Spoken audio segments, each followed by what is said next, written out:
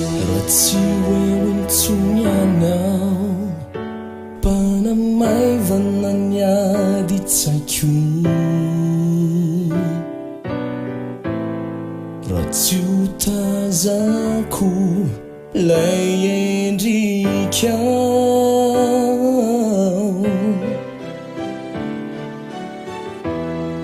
azadino ihany ilay taratasy kiraho asoanao ventsopitiavako hatrizay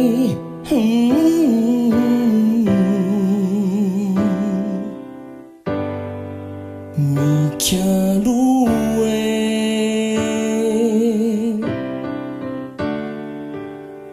atramizay elizay ray fonizao sianao ka tsy hoe fafanindray reo zay fanatao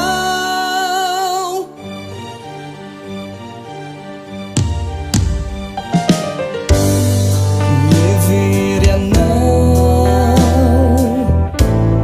ny fiainana iananao ratrizay ny vintanao mba tsy ho simbeo mbola zazy anao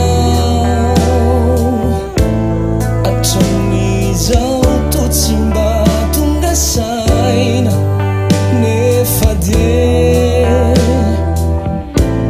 anariko hatrany